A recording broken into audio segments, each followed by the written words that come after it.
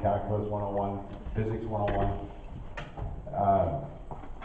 And the first part to this series is one body, many parts. Do you remember the song, and I forget all the words, but the hip bone's connected to the leg bone's connected to the knee bone's connected to the shin bone, and so on and so forth. I believe it begins with the head to the neck and all that. But our bones are just one part of our bodies.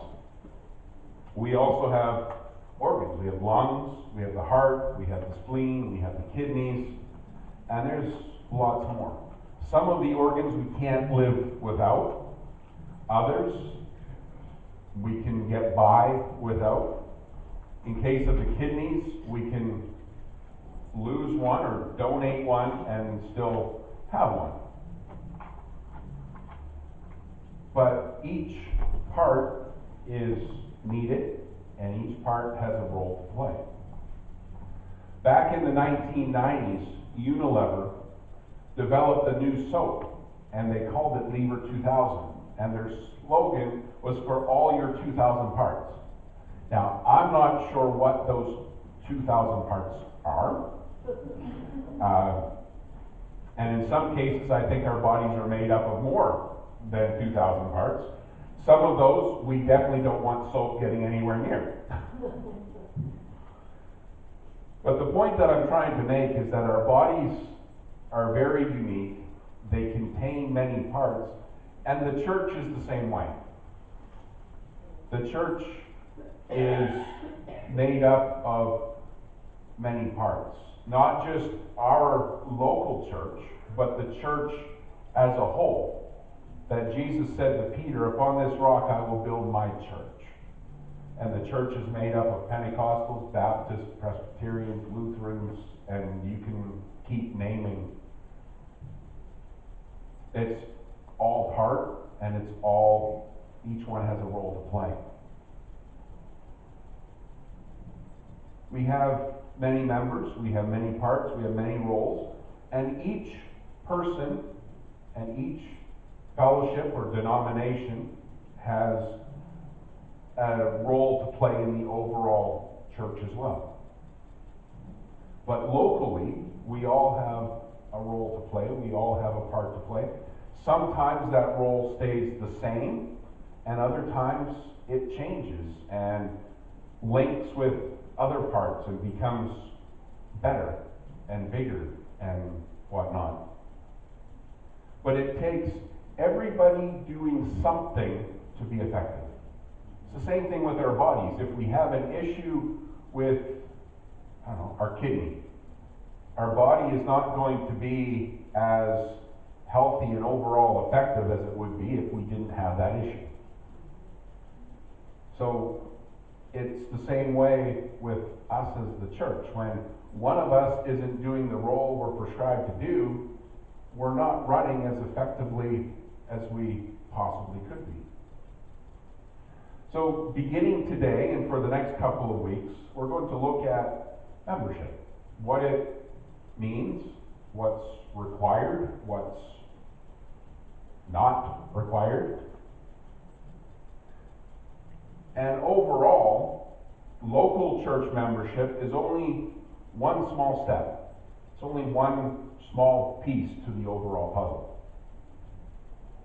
And even before we take out membership in a local church or a local assembly, when we commit our life to Christ, we're already members of His greater body. We make up the body of the bride of Christ. So whether we ever take out local church membership or not, when we accept Jesus, we're already members of the bride of Christ. So locally, and by locally, I mean those of us who make up my Father's house, we each play a part in the body that makes up this body, which makes up the bigger body of the overall picture. We all have a part to play. Some roles are greater than others. Some roles actually transform and morph into different roles, like I already said. Every part and every role is needed for our mission to be successful. Not all roles are visible, not all roles are front and center, but just like the parts of our own bodies, they're necessary for our overall health. The person who, or in our case, people who come and clean the church, they're not going to be doing it on Sunday morning during the service. We generally don't see when they come in and they sweep and mop and dust and vacuum, but we see the effects of it because we come in and it's clean. They're very viable because if they didn't come in and do that, over a period of 2 or 3 weeks, nobody's going to want to come here. It's the same thing with us. If we don't bathe for 2 or 3 weeks, nobody wants to get within a 10-foot radius of us.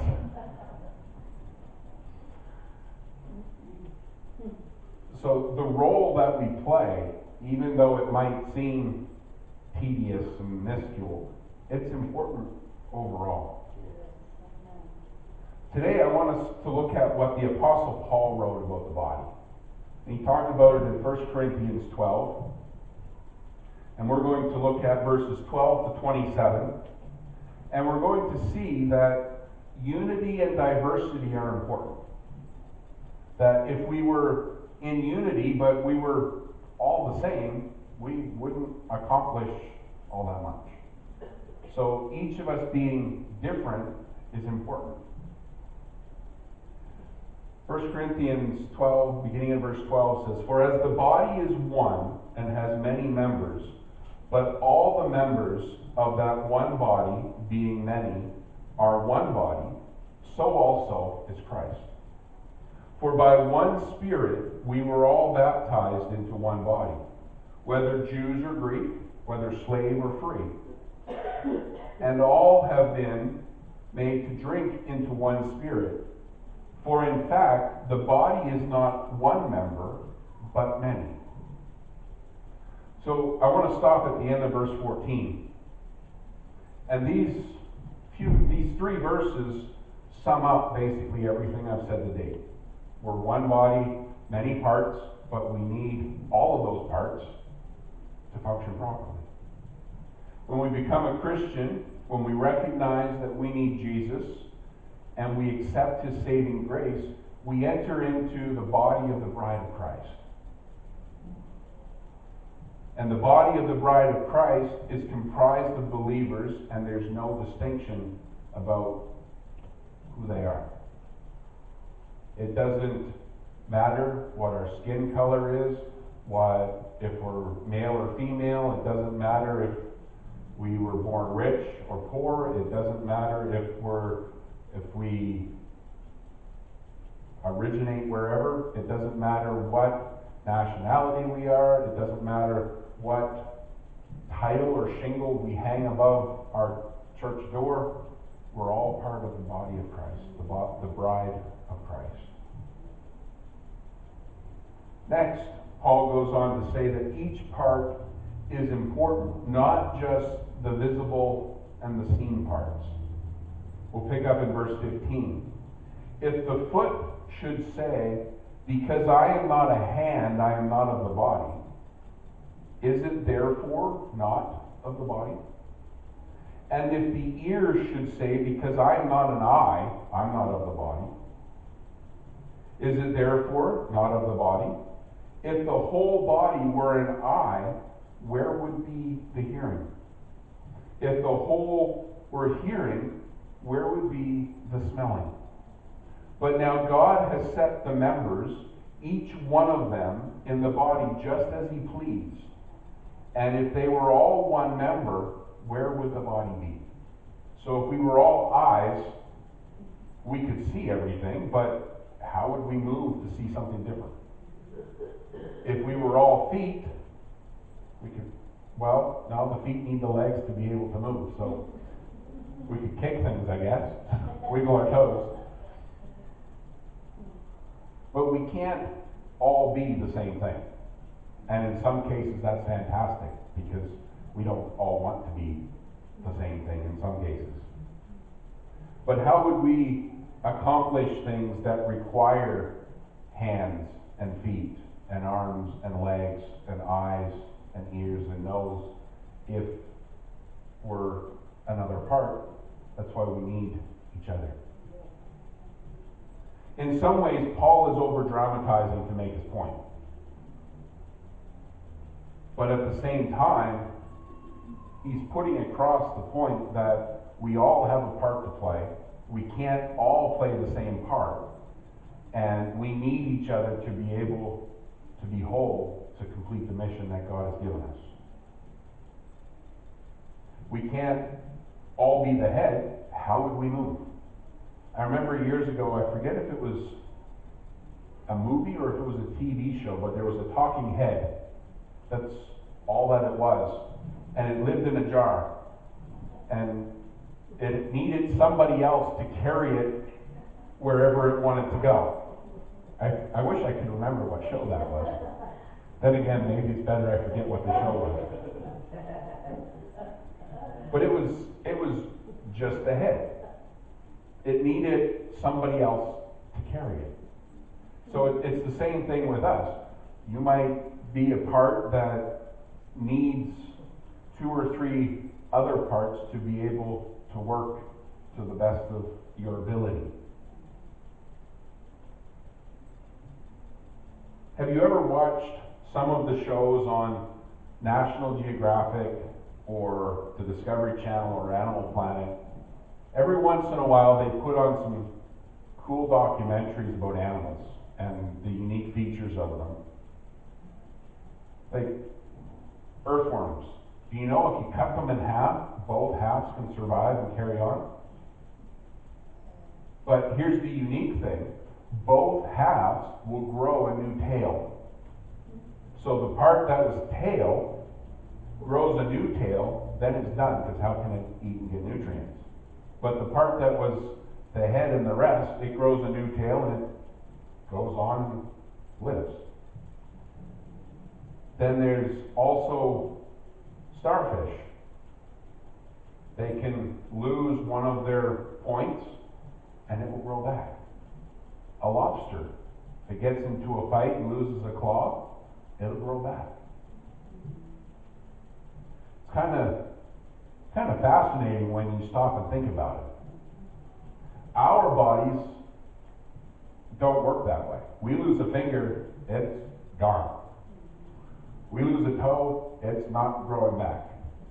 We have to learn how to get by without it. We lose an arm, we lose a leg, same thing. But our liver, they can remove up to 75% of the liver and we can still survive and it will continue to grow and function. Providing that that last 25% doesn't have anything wrong with it, that it's able to get back to normal. I think it's pretty incredible when we stop to think about it, just how complex and unique and really inspiring our bodies are. And the body of the bride of Christ is the same way. It has roles that change, it has parts that expand, it has parts that become greater and parts that migrate to other parts to be able to enhance and evolve them. And the body of the bride of Christ is truly unique because it's a body of believers that believe Jesus Christ is Lord.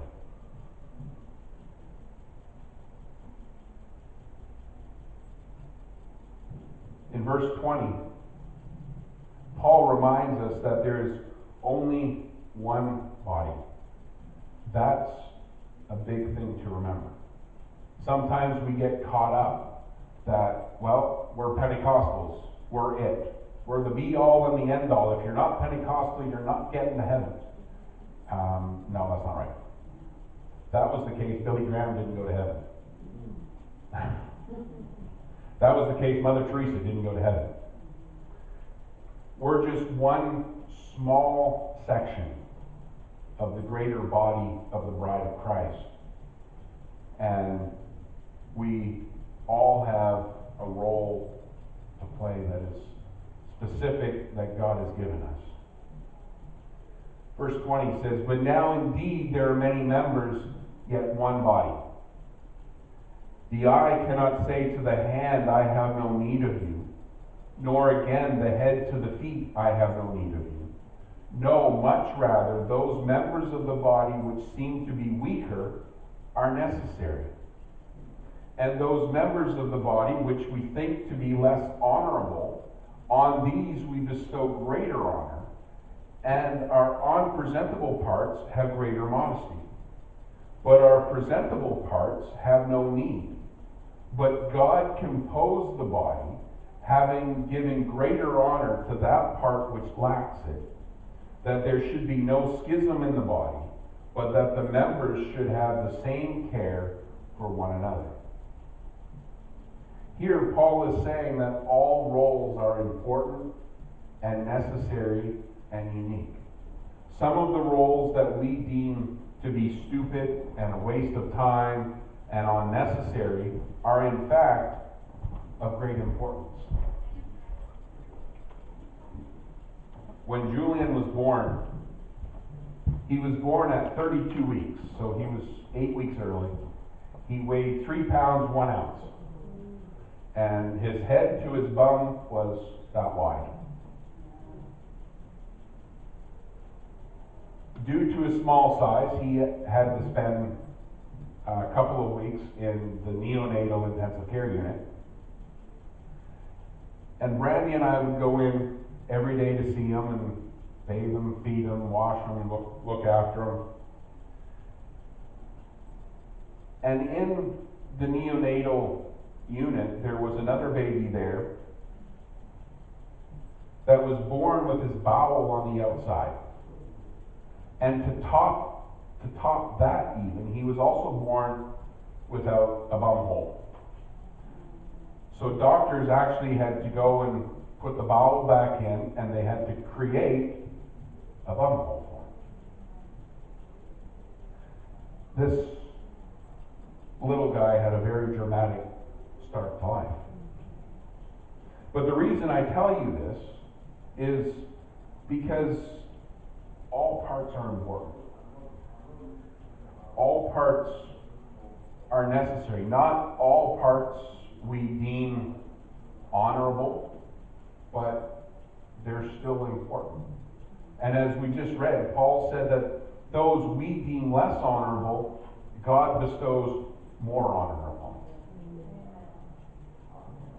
This little guy that was born with this lack had to have things surgically done so that he could live a relatively healthy life. For without having that, he would either have a colostomy bag his whole life or whatever, because he had to dispel his waste somehow or his body would toxify. The good part about it is that even though he was in quite a bit of pain from everything, he was actually healthy overall, which was very good, and he just had to recover from his initial surgeries to be able to get on with a healthy life. But Paul is saying that no matter what our role is, we help each other out. When one part suffers, the rest suffers as well. Sometimes it's very noticeable, other times not overly noticeable. And in some cases, if the right part suffers long enough, it can actually kill us. A small cut on the bottom of your foot can become infected, it can fester, and it can cause issues in the lungs, it can cause issues in the heart, it can cause issues In some cases, if it festers and gets infected enough, it can affect the brain. It just depends on which bloodstream picks it up and how fast it moves and carries. And we need to be willing to help out other parts that we see are maybe failing or faltering. Are we able to help boost them up? Are we able to help get them back to full health? Paul says that when one suffers, we all suffer. But he also says that when one part is honored and is celebrated, we're all honored and celebrated as well. Verse 26 says that, and if one member suffers, all the members suffer with it. Or if one member is honored, all the members rejoice with it. Now you are the body of Christ and members individually. So even though we're part of this one body, we also have our autonomy. We're independent of, but we're necessary as the whole. I really don't like that word autonomous, because we sometimes take that to the far extreme and say, I don't need anybody or anything. And then, well, we're not really a member and we're not really a part of. But we make up the body, but still for all, we're unique and we're separate of the body. But we're needed to complete the body. We can't make it alone. We need each other. We also need those we haven't met yet. That's why Jesus said, go into all the world and make disciples. Because we need them. We need one of the greatest things that is happening within the church today is we're losing all of our pillars, and there's nobody coming up behind to replace those pillars. We have one of the greatest needs of our new pastors coming out of Bible college is actually Bible illiteracy. In the Pentecostal fellowship and also in the Baptist convention, they're trying to figure out how can we get these pastors to know how to do. Because they're the first generation coming up without Sunday school. They're the first generation coming up without full-on discipleship youth programs. And they're called to ministry, but they have no idea what to do about it. What does the Bible do? What does the Bible teach? And Bible college helps you prepare sermons and prepare different things, but if you don't have the foundational basics of the Bible, you're not sure where to take it. And the problem, especially in our area of the Maritimes, we don't have big enough churches to be multi-staffed, to bring them on into paid roles under seasoned pastors to be able to develop and mature to be able to send out. And that's where we're at. We're trying to figure out how can we do this? How can we succeed that we have pastors and leaders who are able to take us forward and that can get that grounding that is necessary.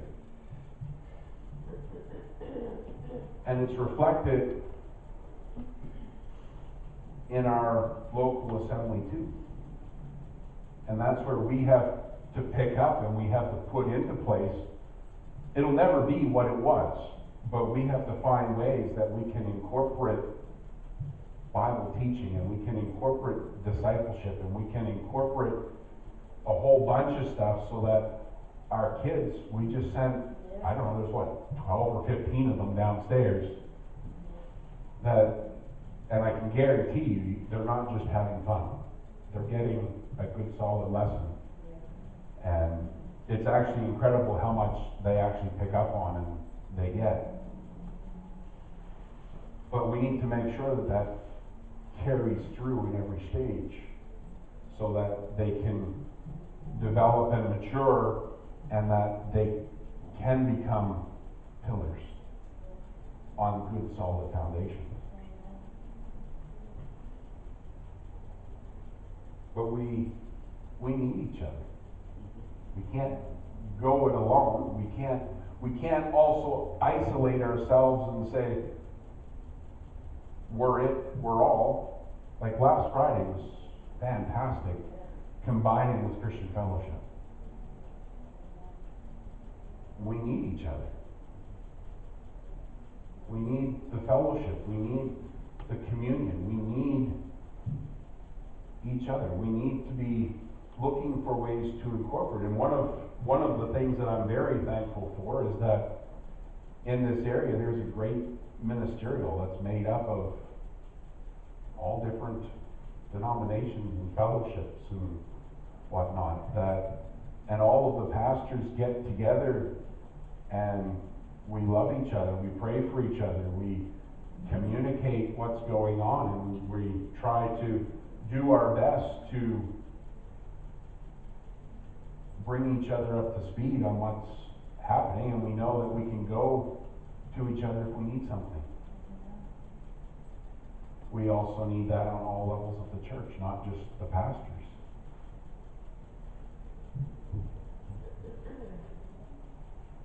So we're going to look into local church membership a little bit next week. This week it's the body as a whole. But when we look into local church membership, when we have members and numbers of members, it helps us achieve greater things because we know who's in it for the long haul, who owns my Father's house. When you become a member, we know that we can count on you when we need you. That as a member, we know that you have the best of intentions when it comes to my Father's house. You want to see it grow, you want to see it expand, you want to see it become very successful.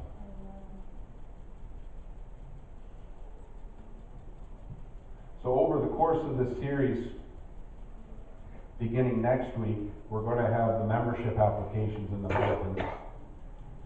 And I'm not out to coerce you, I'm not out to force you into membership, but I am out to show you the benefits of, I'm out to show you the overall picture. And if something I say over the next number of weeks pulls at your heartstrings and you say, yep, I want to become a member, the forms will be in the bulletin and there's pens in all the pews. You just have to take them out and fill it out, hand it to myself or one of the board members after the service. And then for all of, I don't know if it'll be the 29th of April or the 6th of May, we're going to do, for all of the members, the current members and the new members, we're going to fellowship, and we will call you up and give you a membership card and signify and show everybody that's here, and hopefully everybody that's here will be standing up here. But if not, that's okay. But we'll do that on one of the upcoming weeks and extend, as I say, the right hand of fellowship, not the left foot of fellowship. That means we're hooting out. We don't want to do that. But we're all in this together. And regardless of local church membership or not, we all have a part to play. Being a local church member just lets us know, as the pastor and the board, that we can definitely count on you when we need you. So there's one body, many parts. Where do you fit in? Where do you want to fit in? Where is God calling you to fit in? Is God calling you to be a member here?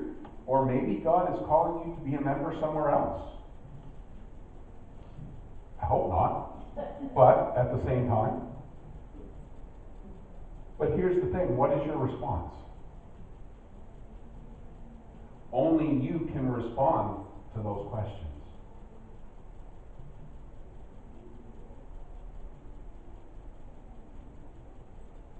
We all have a part to play. We all have that role that is needed and necessary, and we're all in it together.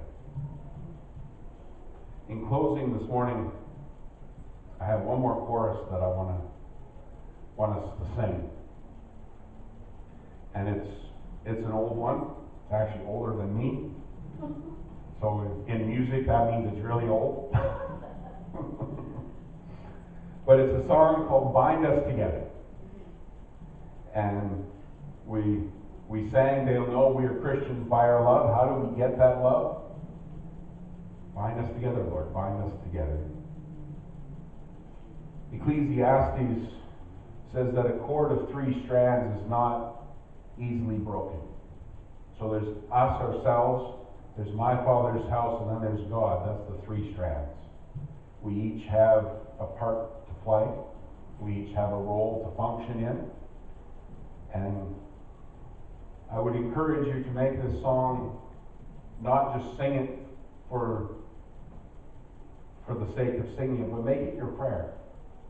That we would be bound together. We would be brought closer together. We would be brought into such a spot where